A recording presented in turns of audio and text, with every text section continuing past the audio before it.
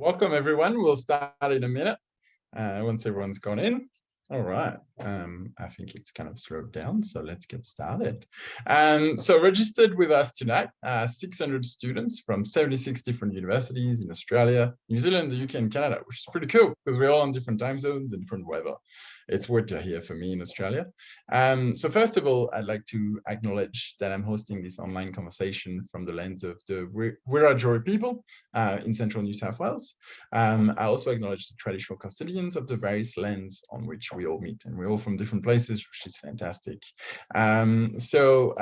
We'd also like to acknowledge the Aboriginal and Torres Strait Islander people that are in this meeting today and pay our respects to their elders past and present, and celebrate the diversity of Aboriginal peoples and their ongoing culture and connections to the lands and waters of New South Wales and Australia and around the world for all other people. So the chat is open. Somebody's already put in something in there, which is fantastic. Please say hello and tell us where you're from, which land you are in, what you're studying, which university, anything you want to tell us, really. And while you do this, we'll all introduce ourselves. So first, I'm Jean-Baptiste. As you can hear from the lengthy accent, I may or may not be French. I'm currently based in Bathurst, New South Wales, and I'm a fourth-year medical student. So we'll just go around the room with our wonderful panelists and extremely handsome panelists. So we'll go with Z, Kavan, and Greta. Z, do you want to tell us where you're from, where you're here? Okay. Hello, I'm Z. I'm a second year Swinburne online student, and I am from Melbourne. So a bit about me, I'm originally from Sri Lanka and moved to Australia 10 years ago and somehow sort of missed university studies. So came back in my 30s, which is another ball game, I tell you. It's a complete opposite to what I thought it would be, but I'm grateful. Why I'm here to open up that, like, to be really honest with you, if I can do it, anyone can do it. And Studio City being a huge part of it. So I think I'm here to share a bit of my understanding around Studio City. So yeah, that's my side of the story. Kavan?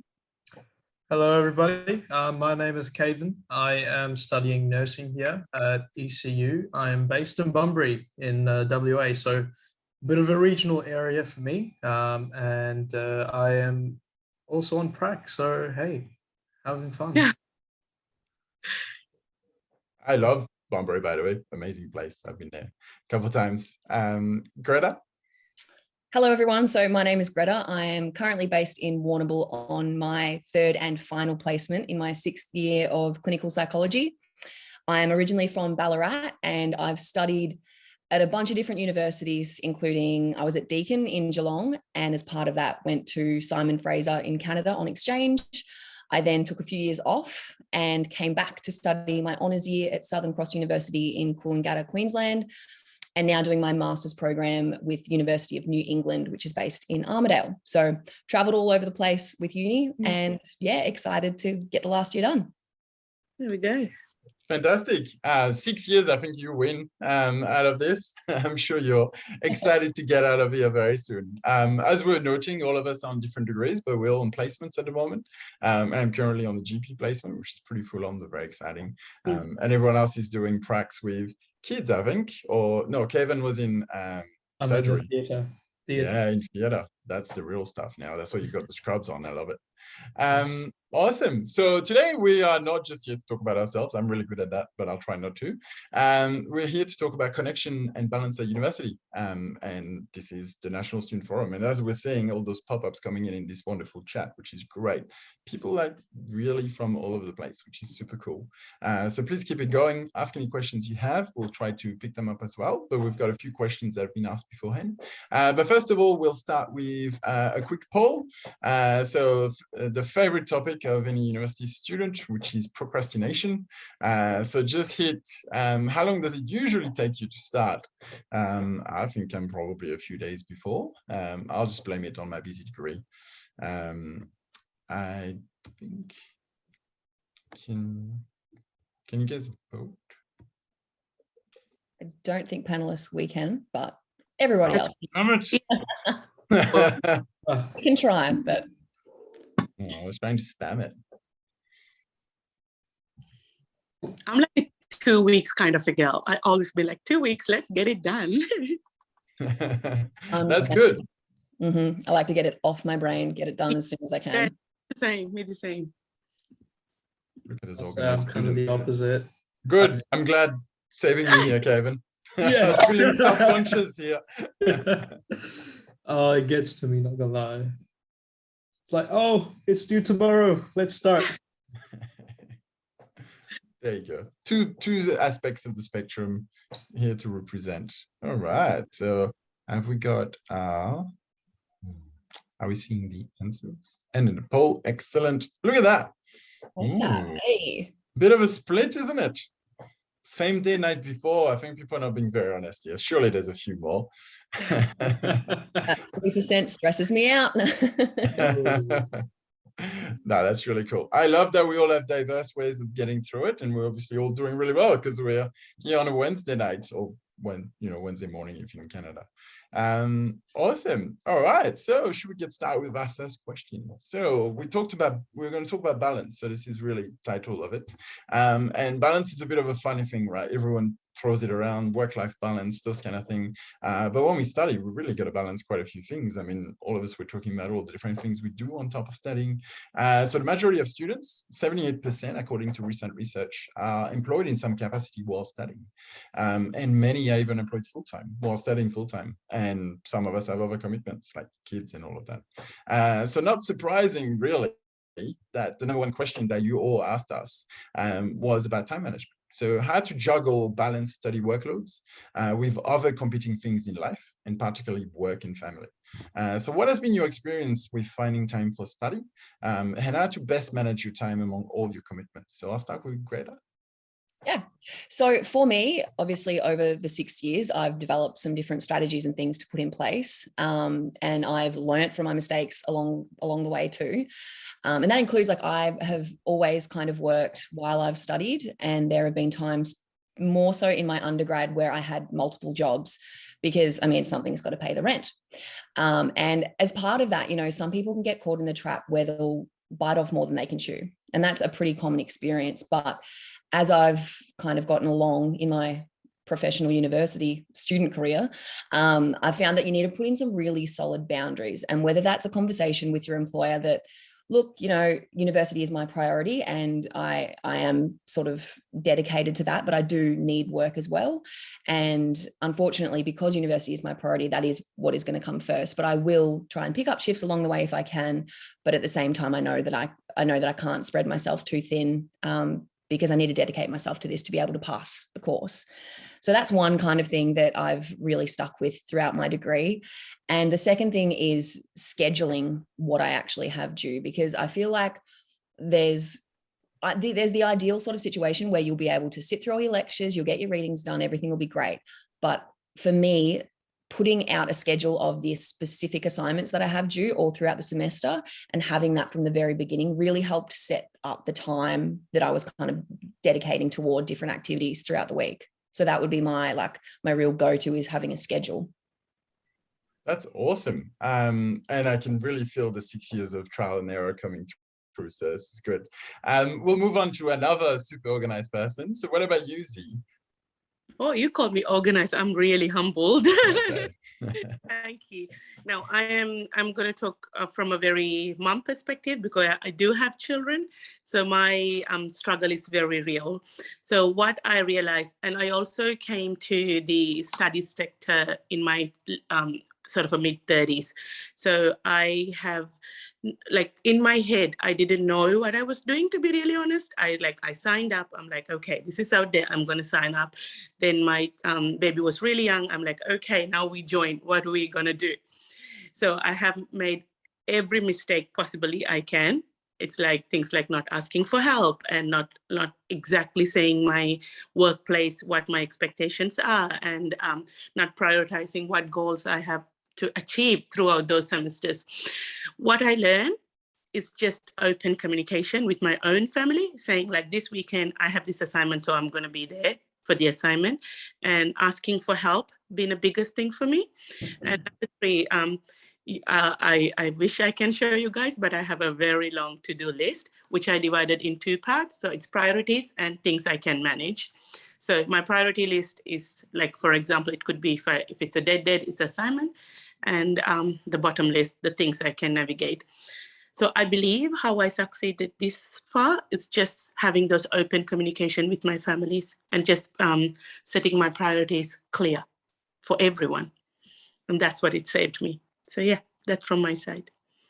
I love that. I've got a big problem saying no to things. I do way too many extracurriculars. This is good advice. And sadly, I relate to being in your 30s and studying, but I won't say my age because you know. Yeah. All right, so let's go on to Kavan, who I'm sure has very different strategies and advice for us. Well, I am kind of weird in that sense. I have trouble with having too much on my plate. I like to be active. You know, I do like 4 different sports. I have to gym, study, catch up with lectures. So what kind of set me for my first year to my third year apart was I cut down on things that kind of made me, I guess, have a sense of freedom from the studying component of my life. So it was like taking out 2 sporting commitments, which I was doing just for the sake of doing, so that my teammates were happy, rather than me enjoying the sport and kind of having a bit of refreshing time. So I was like, go away, I'm going to study. So Yeah. that's kind of like my commitment to study was kind of dictated through prioritizing what made me satisfied to, like, you know, which made me sleep well as well, in a sense.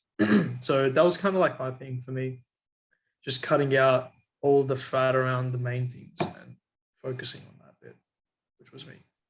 That's really awesome. Yeah, some really good prioritizing. And I'm seeing some awesome activity in the chat. I think we're going to send out Greta Lana, which has been pretty hyped up now. So looking forward to that. And we've got some people relating to each of us, which is really, really cool as well, and different calendars and schedules. So please keep putting in there if you've got other time management strategies. Even that might help us. We'd love to.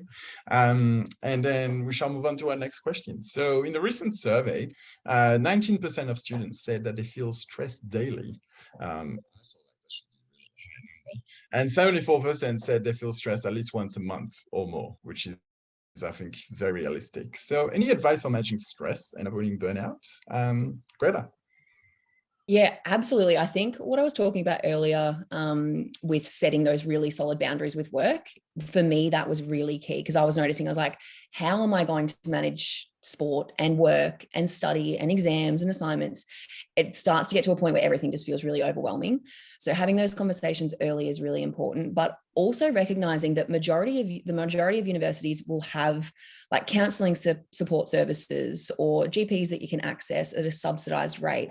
So in the same way that you might utilize Studiosity for your assignments, utilize the health services that are available too, because they're there for you, and university isn't cheap most of the time. So you may as well make the most of kind of what is on offer. And third and final tip, schedule in self-care. Like, you are entitled to be able to look after yourself.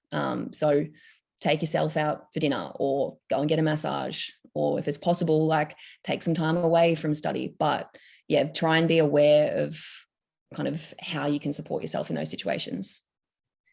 Yeah, that's really awesome advice. I'm currently on the GP placement, or family doctor, if that's what's called in your country. And they're always super keen to talk to people about things that are, I guess, not, strictly medical. Like, you don't have to go see your GP just because you've got this disease or this broken arm or whatever. Like, you can go talk to them about anything, mental health, any problem you have, and they'll be able to refer you and help you connect with services that will help you. So absolutely engage with it. And if it's free, definitely do it, because nothing's free in life. So the free things are great.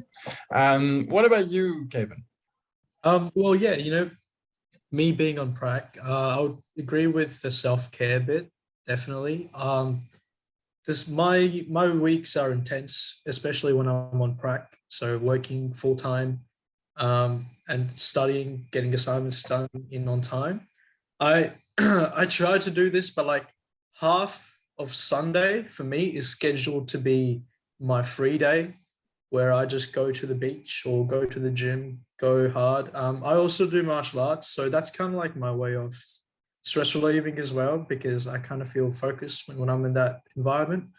and you know, breaking the sweat helps.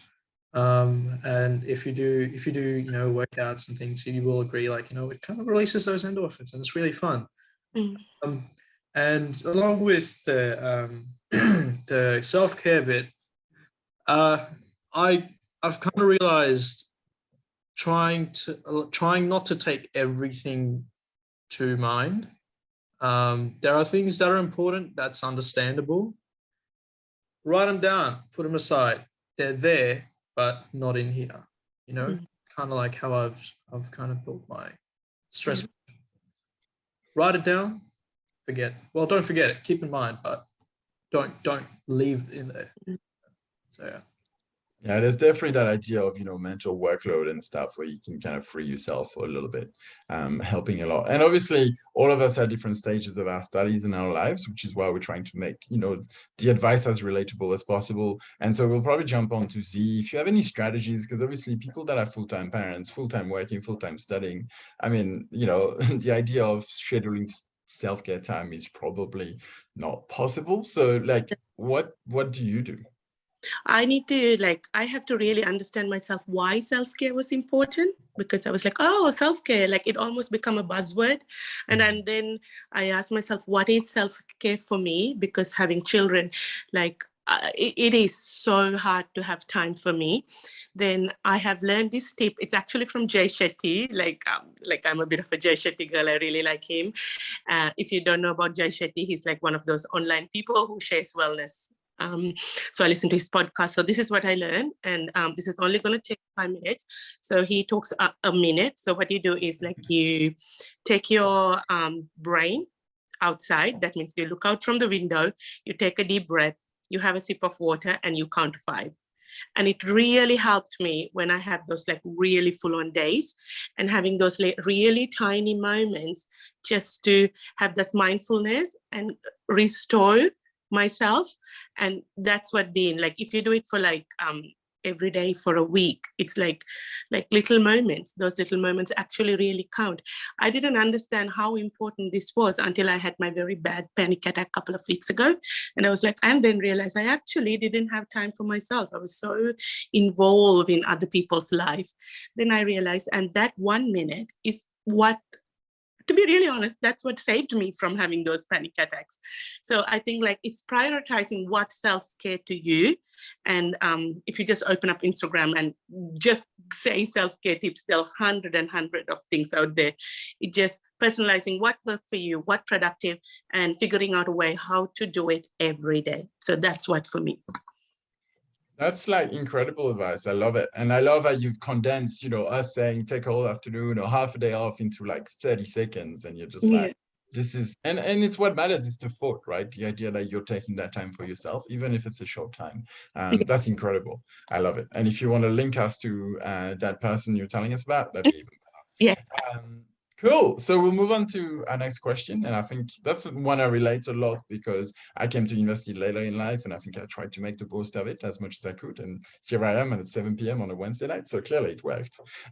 So universities are complex systems with lots of options, right? So all of us study different things in different modes, different stages of our lives. What is the best way to maximize your university experience? What are unis doing to help students like us in 2022 have the best experience? We'll start with Greta. So this has kind of changed for me over time. And I think for a lot of people, like for a fresh 18-year-old going into an undergrad versus someone doing a postgrad or a master's program, it can be entirely different. Or you can be going into an undergrad as a mature age student and have a different mindset. So I think when I was going into my undergrad, I was like socializing, fun. I want to go on exchange, play uni games, make the most of it in that sense. And I did, and I had a great time. Highly recommend if that's what you want to do. But then on the other side of it, it's kind of, okay, I want to study. I want to get this done. I don't want to think about assignments ever again. And I think it depends entirely on what your expectations are and what you want out of your degree. Because as I said earlier, there are like counselling and support services available through most unis.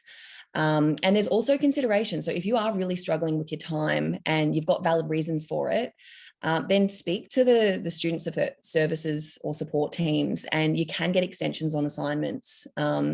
They were quite generous throughout the COVID period of time. And a lot of universities, also have emergency funds available if you're going through difficult financial disadvantage. So again, over the course of my degrees, it's at a point now where I'm like, yeah, I will be making the most of whatever university has to offer, because someone's got to do it. So it may as well be you. If it makes your university any easier, go for it.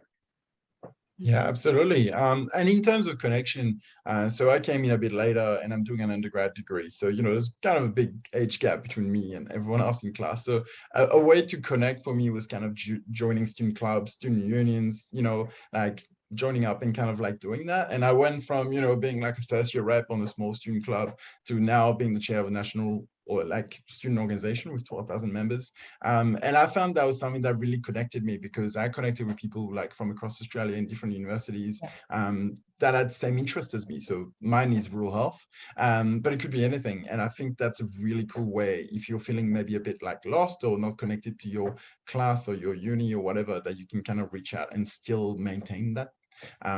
It does take time. It is a commitment, but I think it's worth it, and that really helps with that, maintaining that connection. So that's for some of us that are in person, but let's talk about online experience, because more and more of us are doing online, and I'm seeing that in the chat as well. So what about you, Z? What do you think the benefits and negatives are of studying online, and what has your experience been? Okay, I'm going to be really, really honest. You can study from your couch. You can just take your laptop and you can sit there and you do it. I have done it. I breastfed my son throughout doing my uni work. So I don't know if I can ever be able to do that in a different place. So that's the highest point. The other thing I like about online study, so I'm talking from Swinburne online perspective, the student counselors. They're on the go, they're there to help you. So that's been a very big plus side for me, studying from Swinburne online. And the other thing I really like about online study is how flexible the subject choices are at the moment. So you can actually choose the subject that you really want to do. So I think that those are my 3 top priorities, what I enjoy from studying online. That's really awesome. And I obviously doing medicine, a lot of us are in placement all the time, but during that short lockdown period, I gotta say, not having pants on and doing lectures was pretty great. I agree. There was no breastfeeding on my side of the equation, but that sounds even more epic. So now we'll have a quick poll, and that's a very topical subject. What do you think is best? So it doesn't have to be what you're doing now, but what do you think is the best thing? Is it studying online? Is it studying on campus, or is it hybrid? And has COVID changed your mind? Chuck it in the chat, let us know. I've read so many news articles on that now. Some people don't want to go back, some people want to go back. It's very interesting. And I think I can't vote again. I think I would vote for hybrid. I like the flexibility. Yeah, how about you guys? Definitely, nursing also being a lot of hands-on experience. Hybrid works out so well because you can also actually manage work more, work much better as well with just 1 class a week on campus and attending tutorials online. So yeah, plus that, and now uni lectures are recorded. So it's like, hey, 24/7, let's go. And like properly recorded as well. Like beforehand for us, it was just, a far away microphone in a lecture theater, and you were just like, what's happening? Well, now it's actually like done for you. Yeah. It's cool. Yeah. Good thing. Ooh, we've got a pretty split opinion. And studying on campus is the lowest. I am surprised. What do you guys think about this? Yeah, wow. I mean, I guess I've had both experiences. So pre-COVID times, I was on campus, and I mean, it was great. But yeah, as you said, JB, like you didn't have the recordings to just be able, you couldn't check out when you're in class and just kind of stare off into the distance and forget what's going on. Because if you're not writing notes, you're not going to be able to go back and remember anything. Whereas, yeah, now I can kind of schedule in my time and watch lectures when I'm sitting on the couch or in my van by the beach. Like there's so many different options. So I would vote hybrid now too. Yeah, I completely agree. And I think it's changed a bit as well. And this poll is showing it, which is awesome. Loving the engagement, guys. Keep it at it in chat. All right, so now we're going to talk about a slightly different topic, but that's again very topical. So we're going to be talking. So there's a lot of talk in the media within universities about cheating and plagiarism. So it's kind of like, you know, bad word. You join uni, and first thing you hear in orientation week is like, don't plagiarize, and you're like, wait, what's that? And there's even laws now in Australia about how to manage plagiarism and things. So it's a pretty big deal.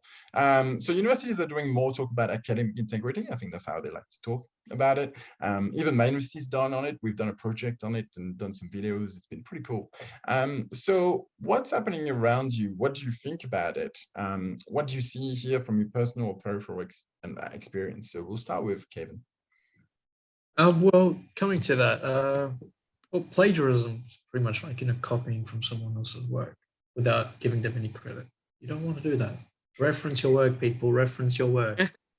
You know? But as far as it's concerned with me and my university, there hasn't been many cases of academic misconduct, because what they always promote, like, you know, it's okay to take someone else's work and reword it, but you should be able to give them credit for the work they've put into it.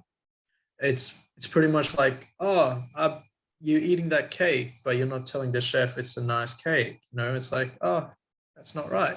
You compliment the chef, man. You know, it's a nice cake. But you know, it's our assignments are run through a program called Turnitin as well. So that brings into, you know, all the articles and assignments headed in from all over Australia, and also I think some other international countries as well. So it picks up if you have, you know, breached that academic integrity guidelines and straight up copy pasted stuff from articles or from even your colleagues' assignments. And the lecturers will pick up on that. And for us, we have quite a big penalty. You could be, you know, given academic penalty for just even going over 10-20% of the assignment, which is quite a lot if you do that. But in reality, when we have a lot of, majority of the percentage comes from the reference list, which the lecturers underline, which is cool. Like, thanks guys, not my fault. But if the main body of, you know, your assignments are just highlighted without different colors, and you know they are color coded, it's like, that's not good. And it just goes to show you need to be able to own up to, you know, giving credit to the person that deserves it while taking the piece for yourself, you know. So yeah. I love it. Thank you, Kevin. That's probably the best explanation of plagiarism I've seen. Do you want to like go around the unis and like give that talk on complimenting the chef? I loved it. People loved it in the chat. It's so good. Awesome. So now we'll get Z's perspective on it. So what has your experience been around it? Like with Swinburne Online, they are very much like, appreciate the chef, tell the chef you did it, and like put your chef name and the year and the date and the comma. So they're very clear about the expectations. So what happened to me, I'm going to be really honest with you. I come from an education system where the teacher tells you, you take notes and you repeat yourself, right? So I have to train myself how to take someone else's work and to reword it in my own way. So that was the struggle for me, not giving credits. It's just like understanding, okay, you tell that to me now, but how am I going to do it? But in that way, Swinburne being a really high-end support. There was like all these references lists you can go, and there's seminars you can be a part of. And the first thing, I swear to God, the EL tell you is check your reference list. It's almost like 20% of your score. So if you're going to get a HD, you have to give credit to the people. I think that's been my experience. That's awesome. And I've got like, you know, my experience of it is make use of the university resources, as you said. If university uses EndNote, learn to use EndNote. It's totally worth it, because I'm extremely lazy. I call it efficiency, but you know, same. And EndNote just saves you so much time when you have to like reorganize references and things like that. And if it's a different program, just use it. It's great. And also talk to the librarians. The librarians are like epic. The one for med at my uni is like awesome. She knows all the programs. So absolutely get in touch with the library would be my advice. Cool. Thank you for that. So we've had that little chat on that. Now we'll go on to our second most asked question by our panelists, which is very exciting. So our second most asked question from everyone here today, and so I'm going to open it to all our panelists, including myself. So what is your number one piece of advice for getting started on an assignment or an assessment? And then how to improve your academic writing? Because obviously that's a big concern for a lot of us, people that are English as second language, like I am. What about you, Greta? I would recommend start with the title page. Just start. It feels like, I think, a huge mountain to climb, but every mountain is climbed by taking a step. So even if you just dedicate 5 minutes, I'm going to put the title of it, the subject, my name, the date, start it. Because once you've sort of started, the momentum can kind of follow on from there. And even if you don't get anything done for the next couple of days, you know that it's started in the background, and that can kind of get the ball rolling. That would be kind of my first step. And then also you're reflecting back on that schedule that you've got to try and tick things off. I find that really motivating with checklists. Is like, yep, okay, I'm seeing things progress, which I find really beneficial as well. The second question, what was that, JB? So it was how to get started and how to improve your academic writing. Well, studiosity, of course, but also practice. And I think if you're not in a really competitive degree, like the whole statement of P's get degrees, like yeah, it's true. But if you're in a really competitive kind of degree, then obviously it's a different scenario, and using support services will help you improve your academic writing. And you can kind of use those support services along the way to gauge how you've gone, like see what your sort of scores were at the start of your academic journey to where you're progressing along the way. That's awesome. Really good advice. And yeah, using the services that the uni provides, which for all of us, probably Studiosity one of them, and I've used it myself. What about you, Kavan? Well, how I start my assignments? That's a great question. I started the night before. Actually, I've improved lastly. Like, you know how, as Greta said, I view the assignment as like a big wall, and take a chisel and a hammer and start chipping away at it.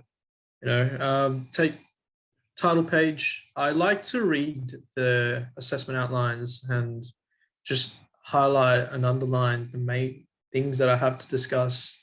Go to the rubric, what are they looking for, and start finding articles, because references are just, not going to lie, a pain to find, because you need to have good quality references so that your work is, you know, legible, first of all, and understandable in the sense that it's addressing the assessment outline, pretty much what they are looking for, and the rubric. How would I improve my academic writing? Well, good question. Studiosity. I'm going to go back with that. With how I've done it, we have learning advisors in our uni, and it's like a quick drop-in session here and there, or you can book a big appointment too. I always, you know, I have good friends here at uni who we like to just read it, give it a bit of shout, peer-reviewed. And they give out feedback like, oh, the grammar's not too good, work it out, or you could have used better sentencing on here. Plus the learning advisors are like really smart, because they all know, they've come across these assignments before, and they know what the lecturers would want as well, in a sense. So they kind of just point you to like, oh, you should word this way and word it that way. So really, yeah, it's good to utilize the services that university provides, but also use some of your connections to, you know, have your friends, you help them, they help you back, kind of works out. So yeah. I love that. Thank you, Kavan. And I think you're building a bit of a fan club with your analogies, you know, compliment the chef, hammer and chisel. People are loving it. You could start like a whole cult on it. This is great. What about you, Z? What's your tip for starting an assignment and improving your writing? So my tip is I actually read the assignment back to me. So I become the teacher, the assignment become the student. So I read the assignment back to me. It's always been my way of learning. So I read the assignment back to me. So I have used Studio City from day dot. It's crazy how much I use Studio City, to a point I can't actually submit any more work because I overused it. And I'm going to put it out there. I started in a very 60 sort of a girl. So my first assignment, I only got 60. Then I started using Studio City. What I did is, like, with every feedback, I highlight the most important part of the feedback, and I screenshot them, and, like, of course I print out them, and I have like this whiteboard, I stick things. And that's how I build my own self up, because I'm in an online platform and I can't talk to people. I can't share most of my work around. So having and like really listening to what Studio City feedback actually improved me. And I got 87 for my last assignment. So it's a huge improvement. It's only happened because, thank you. It only happened because I took the very little comments they give you, which is quite long sometimes, but I actually read and figure out a pathway around that. Yeah. 87%. That's amazing. What are you going to do next year? There's not much more room for improvement, right? A 97, and I text you, hey, I got a 97. I can't wait. But I'm also impressed that you've like taken all that advice, because the advice they give us is amazing. But again, lazy/efficient. So sometimes I don't always read it. But this is really good example that you should probably read it, right? And for me, I mean, you guys have covered a lot of it. I think definitely in terms of like starting an assignment, I think it's probably like scheduling that time to start it. So being like, you know, on that Friday at 5 p.m. or whatever, probably not a Friday at 5, but at the time that you want to start your assignment, just like start it and make that time for it. Because otherwise it's so easy to just like, I call it like useful procrastination, where you're kind of like, oh, well, I'll just make notes on something. So you don't feel bad about procrastinating, but you're still procrastinating. And improving your academic writing, I think the more you do it, the better it gets, really. I mean, that's what I hope anyway. So it's kind of like, don't despair, right? Like your first piece of work is probably not going to be amazing because it's a different language, right? Oh, I must say, like, I was reflecting on some of my assignments I did my first year, and the way I wrote, I was like, ew. I was like, that's not me. Stuff. That's awesome. And that's the scary thing about shared drive, right? But like, Yeah. I share, like I save everything I do, so I don't really want to look at it again. Awesome. Well, that's really, really insightful. And hopefully we've got people in the chat sharing those tips as well. And I've seen some questions pop up as well, which is really cool. But first, we'll do a quick poll. So this is probably a really good question. What do you guys think is the hardest part of academic writing? I mean, if I could vote, I'd probably say all of them. But that's probably a cop-out. What do you guys think? Which one would you vote for? Now, I would say structure. Like early days in the degree, you'd be doing a lot of like essay kind of work, but now it's all reports and clinical case notes and that kind of stuff. So if an essay gets thrown into the mix, I'm kind of like, whoa, studiosity, help a sister out, because I have no idea what's going on anymore. But yeah, they sort me out with that, which is handy. That's awesome. What about you guys? Okay. Yeah, so for me personally, I really, really hate researching. But like, it's fun, but it's not fun. Like, I'm just there sipping on my coffee, doing my thing, but like, no, it's boring. Because you have to read through so many things and my eyes start to strain. I'm like, I'm not finding the right articles, man. Come on, I need this. I need a good chef, but like, they're not coming along. But definitely research and structure, as Greta said. I have a lot of essays, but in the third year, I'm starting to have a lot of scientific reports to write as well. And weird timing for them to introduce reports in the third year, because like, hey, I'm supposed to be graduating, and then it's like, oh no, what is this? It's a little surprise for you. Yeah. Ooh, we've got a split opinion again. I love that. You definitely have some support on the research, but slight winning for structure. So I think Greta wins on that one. Well done.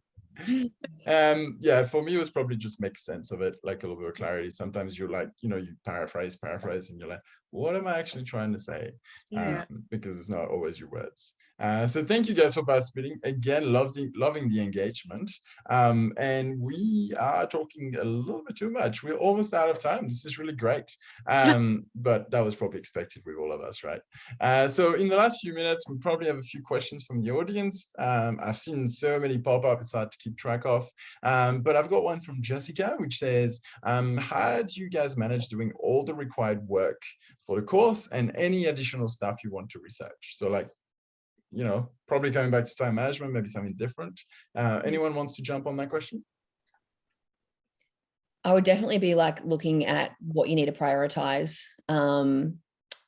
Yeah, obviously, like if you're looking at research that you're really interested in, that's going to be improving your academic writing, specifically if you're like researching different journal articles and whatnot.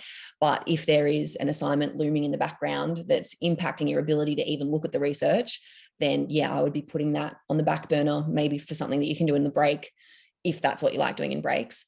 And yeah, trying to get the assignment off your brain first, or the coursework. That's really cool. Yeah. Anyone else?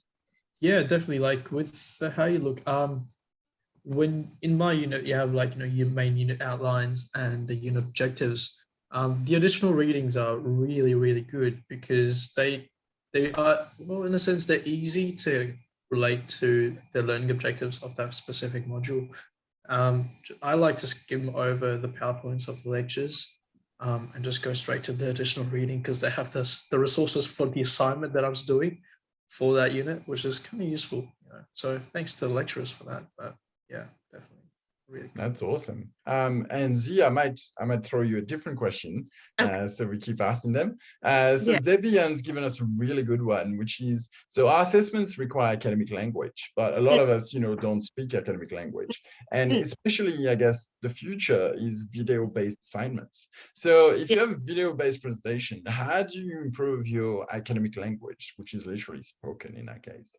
Yes, my academic language improved because I start watching the news. This is crazy. This is crazy because, as I told you, I'm not from Melbourne, so English is not my first language. I come from a very non-English speaking background. This was one advice that was actually given to me by my citizenship person when I write for the citizenship. She said, just watch the news. I'm like, okay, but I really don't want any negativity in my head. She's like, watch other type of news. Like there's all other kind of news. You just don't have to tune into the mainstream news. Then I'm like, all right, let's do that. And I think that's what helped me, that I learned how we pronounce different words, because with the accent, it could be really hard. And more than anything, I know this is crazy, but just talk to everyone at a cafe. Just talk, just go and say hi. And that's how I improved my language, just putting myself out there and listening to the news, which is kind of strange. I love that. ABC represent. But I think, I mean, it's probably didn't improve my academic language per se, but when I first moved here a long time ago, my English was terrible. And I watched a lot of like Neighbours, and I think that really helps. Probably not academic again, but you know, whatever you got to do. Exactly. All right. Well, we're like, unfortunately, running out of time, which is, again, an amazing thing because we're getting so much engagement. So I think there's been really, really good engagement from everyone. Lots of questions on time management. I think that's always a question. And you guys have great advice on it. Study skills as well, but as well as, you know, connecting with peers and finding ways to do things. Do you guys have like one final thing to say to kind of like wrap it up? I'll give you like 20 seconds each. So Greta? Okay, put on the spot. I would say look after yourself. University is not always an easy thing to be doing, and you're going to get feedback from the markers and the assessors. So the least you can do is be kind to yourself along the journey, because yeah, as I said, it's not easy. And you're trying to better yourself through education. So you're already doing something amazing for yourself in that sense. So good luck, keep at it. I love that, Greta. Pretty good for being on the spot. What about you, Kevin? Definitely. Self-care. It's okay to fail. I've failed once. It's okay. I've been given, you know, things to work on, and I've been working on it. So that's it. It's fine to fail, but definitely keep your mental health, which is a big component of how well you do in your degree. So keep it up to date. I agree with that, Kevin. Please get degrees. And Z, what do you got? ask for help. Just ask for help, because not every day is going to be the same. I ask for so much help. Maybe some days you're just going to think this is a very silly question, but no question is a silly question. Just put yourself out there and ask for help. I love that. This is so awesome. And remember, asking for help, the best place to find it is, your Blackboard, your Moodle, whatever your platform is. There's a whole lot of resources. Sometimes it's hard to navigate, but, get to it, you'll get there. This is where you find Studiosity, your past program. I'm a past facilitator, so I had to quote it. Library database, other things like that. So keep an eye out for your survey from this to let us know what you want to see next time. We'd love to put this on again for you, because I think we all had a lot of fun, actually. And we got to know each other, which is even better, and got to know you. And thank you for attending. Thank you to our beautiful panelists. They're even handsomer than they were 45 minutes ago. And yeah, good luck for everyone with your studies. Yay. Bye. Okay, guys, have fun.